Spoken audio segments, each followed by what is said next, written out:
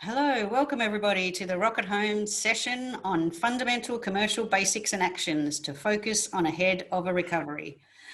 Matthias Dybing is the speaker for this session. Matthias has been heavily involved with HSMAI for a few years now and is one of our trainers that runs our two-day revenue management workshops that we do around the region. I'll hand it over to you, Matt, and you can run with it now. Yeah, thank you, Jackie. So my name is Matt. I run a company called Nuvho Hotels. I run a few companies, but Nuvho Hotel is our primary business. We service about 30 plus hotels with their commercial needs, including revenue management, marketing, sales. We also do tech, and we are about to launch the Hotel Collective, a cooperative for independent hotels focusing on getting them bargaining deals and getting them value. Today I want to talk about essentially a recovery, and I want to touch on certain aspect of what we've done at Nuvho for some of our clients, all our clients in fact. What we found was actually working is following very simple mottos, very simple fundamentals of economics, and then tailor a strategy for each of these hotels based on their strengths, but also taking into account that they will need to gain share from the market. Australia is quite fortunate that we are in a position whereby travel has reopened as of the 1st of June. Travel was happening before. Many people think there's no demand in the market. There is actually a little bit of demand. It's just about capturing it. So we're in a road to recovery already, and we have been for a couple of weeks now.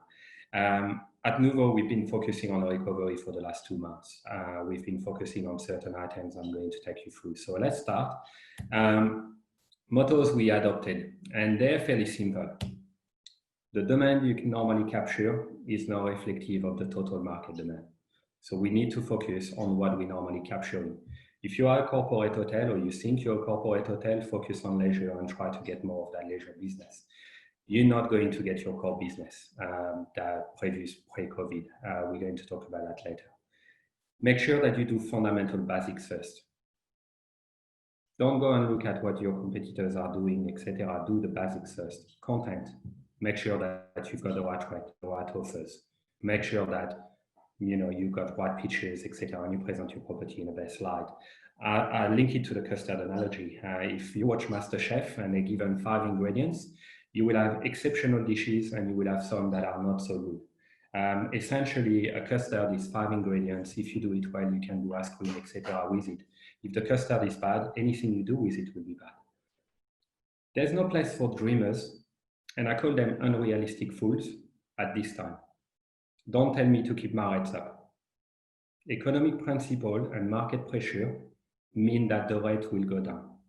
Unless you Luke Skywalker and you can control the force, that's not going to happen. You need to compete to capture more than your fair share, to keep your hotel open, to keep your staff employed and minimize your losses. The reality is that your owners at the moment are bankrolling a hotel that is making a loss. If you've got a job, you are lucky because your owner is keeping you in that job at his own expense. And then a fisherman with the bigger net and the better bait is more likely to catch fishes. So we're going to look at this. Fundamental to remember, and there's no surprises for anybody. Revenue minus cost equates profit. And that is only if you can capture revenue. At the moment, your costs are fixed. You're running as a skeleton staff. That staff cost is not variable anymore, it's fixed.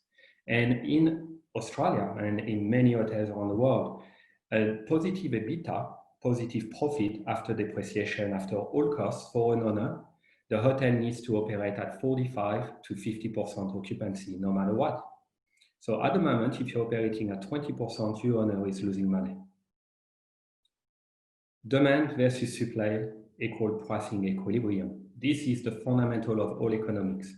And then all economic theories are driven from that. If there's more supply than demand, economic principle and market pressure will drive the price down. Don't try to keep your rates up because you're not going to be able to steal demand. A wider distribution net equates more chance to be visible. And we're going to talk about partnership, relationships, etc. a little bit later. Good value for money, which is what the consumer looks for, is quality divided by price. That's a simple equation. Give people good quality at a very good price, you're more likely to convert them. You're more likely to create demand.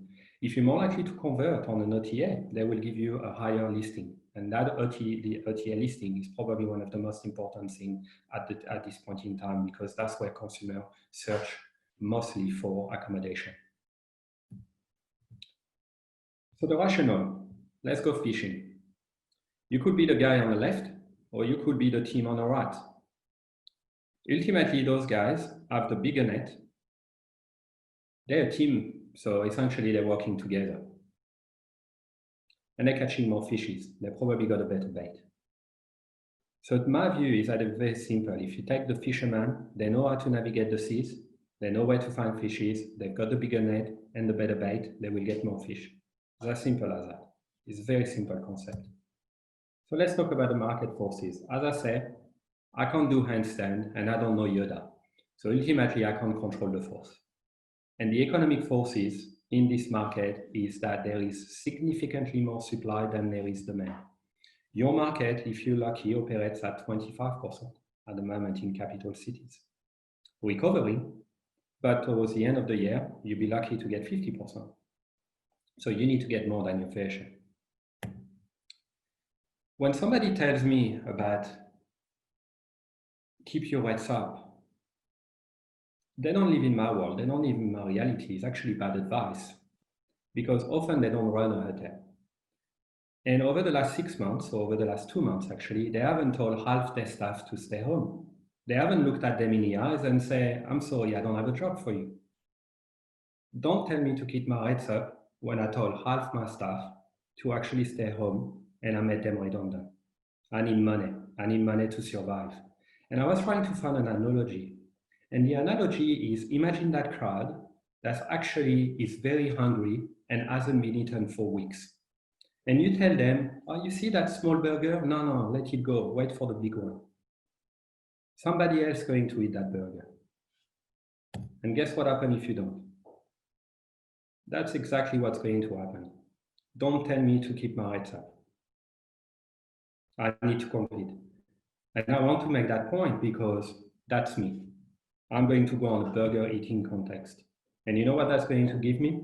As soon as I start making and being more competitive, I get a higher listing on the OTS. I'm more visible. I'm more likely to convert.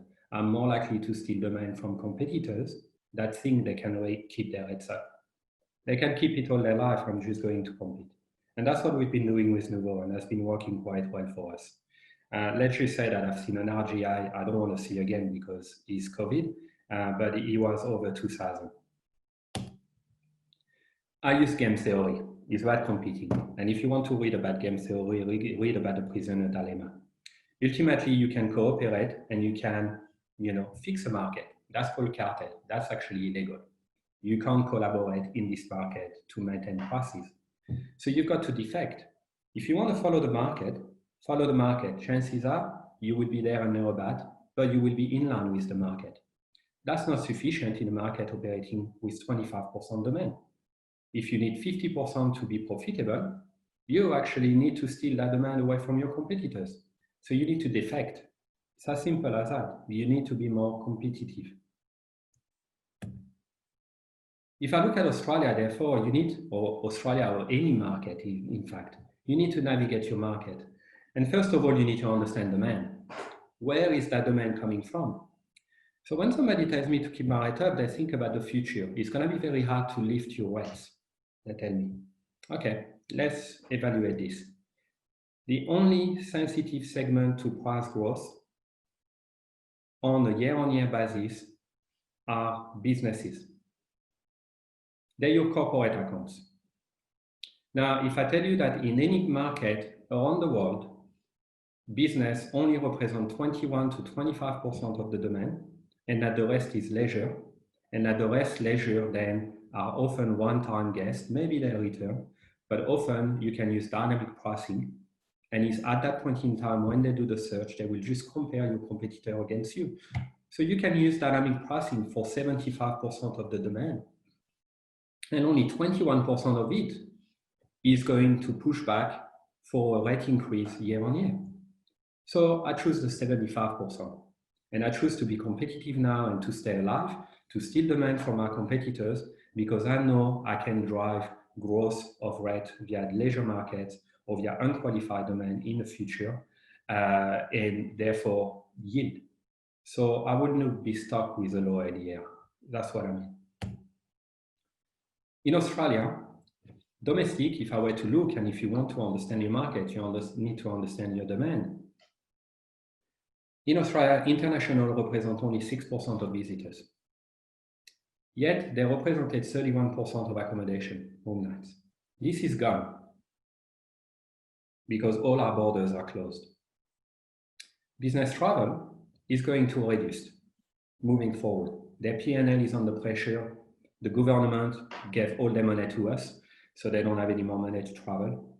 And it's highly likely that because they've been educated over the last 2 months to work from home and to use Zoom or to use other remote device, that travel will become a luxury. So midweek is going to be impacted significantly for any market around the world. Therefore, we're relying on leisure demand. We're relying on domestic leisure demand mostly at the moment in the foreseeable future. What's interesting is that you also need to look at outbound departure from your market overseas. In Australia, there are more departures of Australians going overseas than there are inbound arrivals. And they will convert into leisure domestic bookers because they will want to travel and they probably will go to iconic destination around Australia. I will imagine in Europe it's going to be the same. I will imagine in the US, etc., is going to be the same around the world, where domestic leisure is going to increase. But they tend to stay weekends. Or otherwise, they might furlough and use their annual leave, etc. And therefore, we probably only travel during certain school holidays and probably not quite midweek. So one of the markets that I'm going to concentrate on is the one that can travel midweek, plus 55. They've got time and money to travel. Otherwise, we'll go overseas, might travel in my country. So if I look at post-COVID and look at my demand is going to be lower demand from corporate, government, and entertainment. Growth from the small incentive groups, because as people going back to work, they're going to want to reconnect, and you will have companies and teams going into small retreats. And there will be an increase in domestic leisure business midweek, particularly from the over 55s. And then during the school holidays and during the weekends is going to be a strong growth. You will have a lot more domestic travelers wanting to go on short stay, or otherwise wanting to go with their families on holidays after being locked up for 2 to 3 months. In the short term, that's going to create a bubble. That bubble is that you're going to have a lot of people wanting to get on and about. And therefore, for the next couple of months in Australia, every weekend, every school holidays are going to be full in leisure destination. Once you understand that demand and once you understand your hotel and their key drivers and their key point of difference, I've got a hotel, they own their parking. Now, you don't have any flights at the moment in Australia, or very limited, or they're too expensive. So we're dealing with the drive market mostly. They can take this as an advantage. They can offer rates, including parking. So let's look at this. The distribution net is what you need to increase. If you haven't thought about working with smaller OTAs, smaller distributors, the lack of luxury escapes, etc., you need to. Because at the moment, in the old days, pre-COVID, 3 months ago only, we were okay. We were like, oh no, you know, the small OTA is only going to provide 10 room nights. I don't want it. Now, if that OTA was still alive, competing with Booking.com and Expedia, they had a niche. They were staying alive with that niche. They were able to compete based on that niche. Now, it is a niche that you want. So what we did with Nuvho is we connected all our hotels to as many distributors as we could, because they've got a niche. In Australia, Qantas Hotels is an OTA. They've got access to 1.1 million frequent flyer database. You've got also smaller ones, which have their own database, Travel Club. And we found out that one that only charged 10% has 1.1 million people as well in the database. Great. They're only 10%. Any booking I get from that is not going to be one that we're getting from booking.com at 15%. And we probably reach a new market as well. Why it is important is because if you look at the graph on the right-hand side, most people search on OTAs. Most people search on OTAs. They're the yellow pages. Then we search on Meta, and then we probably end up on a hotel website. So the more you're visible online, the more you're visible on the customer touch points, the more you're visible and you create new partnerships with new distributors or new partners that have a niche market, the more likely you are able to capture that limited demand. So like a fisherman, the bigger the distribution net, the more likely you are to catch fishes. Consumers search for value when they go on an OTA. And their value is very subjective. One day they'll be traveling by themselves on business, but the next day they travel with their family. On business, they might be okay with a hotel room. With their family, they might be looking for apartment accommodation. So they're subjective. Same customers, different needs at different points in times. So what we focus on providing value for different type of customers on different touch points. We had a hotel, they had villas, 1-bedroom and 2-bedroom apartments. They weren't listed on Airbnb, and now they are, because it fits that target market. And now they've got different value proposition for different type of customers. There's an element within it, and that's for the people that keep telling me to keep my rates up. Value equals quality divided by price. If I can offer a better quality at the lower price in comparison to the alternative, I'm more likely to get that business. So it's a very simple concept. And the consumer is not stupid. The consumer is going to search and is going to look at alternatives. You can keep your rate up all you want. But in Australia, there's a movie called The Castle. And it's actually quite a funny movie, but this guy keep asking his son that's looking for deals somewhere. He buys stuff and he says, what's he asking? And every time he gives the price, they tell him he's dreaming. Don't keep your rates up. You need to steal that demand from your competitors. And when the consumer goes on the OTAs and see a list of hotels with a range of prices, that becomes their willingness to pay.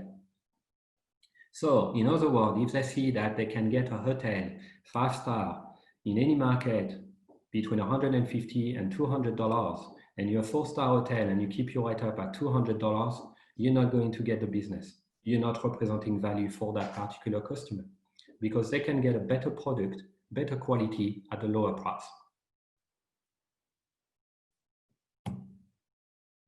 And this is what they're looking for.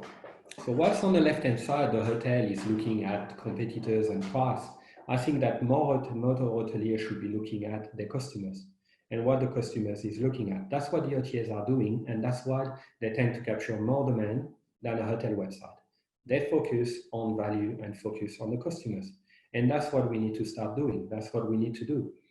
And so the consumer will be looking at this. Bargains. Give me a deal. They'll be looking at deals at the moment, and there's deal galore because nobody's got demand. Nobody's got the right occupancy. Everybody's chasing that elusive booking. And discount is not a bad word. It is a tool to help price positioning. I want to make a point about that, and I've been doing it for the last 5 minutes. And the reason is because you will have to compete to get the business. And you will have to provide value for money to multiple customers to get their business. So let's play the game now. Took you through game theory. I took you through the competition. I took you through the demand, value for money. I just want to take you through some action which can be relatively easy to implement. Focus on exposure and customer touchpoints. The more you are on those touchpoints, the more likely you are to be visible, the more likely you are to be booked. So establish relationship and partnerships with new distributors. That will increase your chances to attract niche segments. The type of customers that kept them in business, their core business, you want to get a share of that. Speak to your OTA partners. They've probably been in contact with you anyway throughout COVID because they understand that you are in trouble. They also understand that you are their life and blood. What we realize is that OTAs don't drive demand. They don't. There was no demand, they didn't come up with the magic. They're better at capturing it, but equally the consumer find value in searching on those websites. So you need to get increased exposure. If you're not participating to accelerator programs, members offers, mobiles, and you're not trying to capture every touch point possible, their bookers will not find you. If you provide a value for money and you provide an offer on members, mobile, package pass program, accelerator programs, this will give you a competitive advantage if your competitors are not participating to it. Improve your content and do the basics. This is fundamentally the most simple thing you can do, and it doesn't cost any money. And I'll give you an example. In Australia, because it's a hot country, the most search filters or the most tick filters on booking.com is air conditioning. And so when the consumer gets onto booking.com and click on air conditioning, if your hotel doesn't have that tick box ticked, you're not visible in that search. Simple, tick boxes. Go and revise your content on all the OTAs and just make sure that all those boxes are ticked. Look at all the different filters and make sure that your hotel is visible for as many of those filters relevant to your hotel. I mean, if you're in apartment style accommodation, you're not going to show up in your hotel section if somebody clicks this. But just make sure that you tick those boxes and that you improve your content. Invest in marketing. I've seen it. The hotel that did nothing were sitting with single-digit occupancy. We had a hotel that was spending money on marketing, and on the first weekend of COVID, after everything hit, when the market was at 10%, they were operating at 50%. Why? Because they were going on social, they were doing EDM, they were doing and spending money on a little bit of marketing when everybody were pushing back from it. It doesn't have to be expensive. You've got some very high engagement, low cost sort of things that you can do like EDM, social media.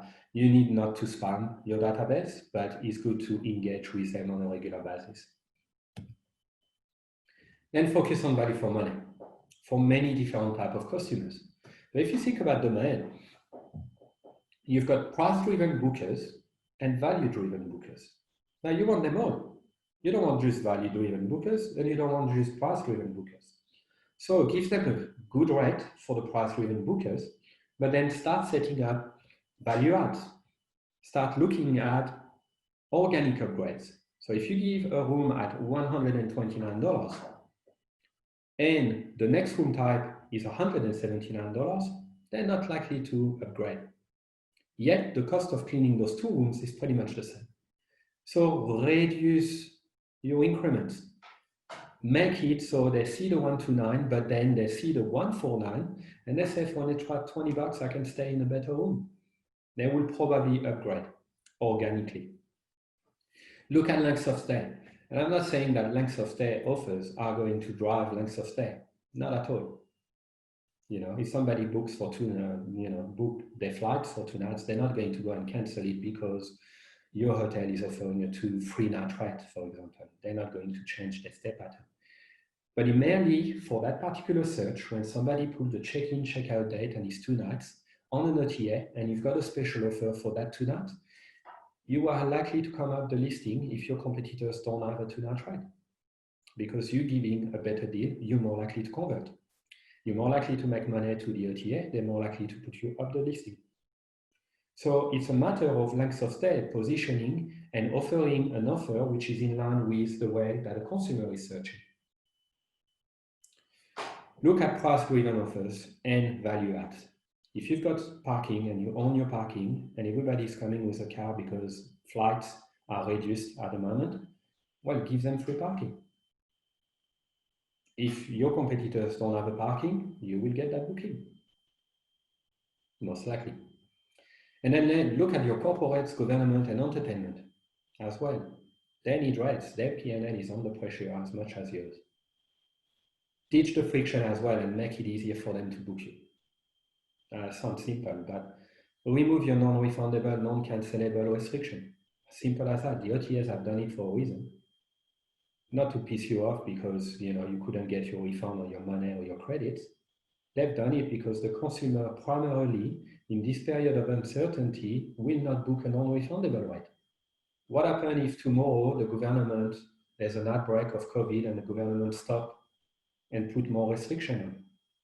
They won't get their money back. They're not going to give it to you. So they're more likely to book hotels which are more flexible. Flexibility has a value. Distribute offers to all your segments.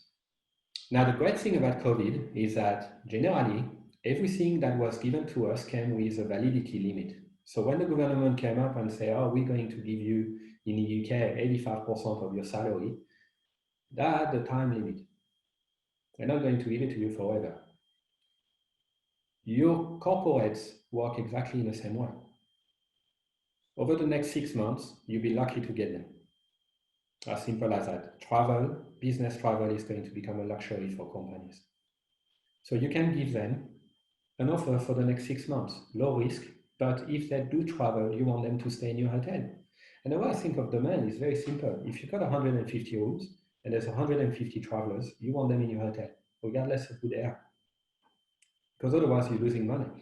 So focus on your corporates, focus on your government contract, focus on CNE, on your PCOs, and give them a temporary offer that will help them out to look good as well. And to lower their costs for travel, that probably gives them more likely chance to travel as well in this market. Try to create new products for new segments. And this is what we've done with that hotel that had apartment villas. They were not really apartments, they were villas. They were only stayed on Airbnb. We distributed them on Airbnb by just changing the product slightly. If you've got a room big enough for a family, and you've never been a family hotel, yet you live or you're in a capital city where most of the demand tend to be leisure and people are going to come and visiting friends and family when restrictions are eased, well, you might want to be able to attract this type of segments. You're going to have to target every segment possible to be able to drive your occupancy. Secondly, in most markets, rate parity doesn't exist anymore. The clause within contract between your direct website and the OTAs. So focus on exposure on the OTAs, but make sure that when the consumer come and visit your website, you convert them with an unreal direct offer. We at a hotel, we did this. We included parking and we included rooms, and we've done it for 3, 4, 5 hotels, and it all worked. They were producing 3 times more direct bookings in May than they were in on OTAs. All drive markets, parking, and it works for that particular for these particular hotels. There is demand. It's about capturing it. If there's 15% demand in any market, that can fill a hotel, as long as you can capture that demand. So value for money, unreal offers, target every market, be visible on the touch points, expand your distribution net, and have the better date. And that's me.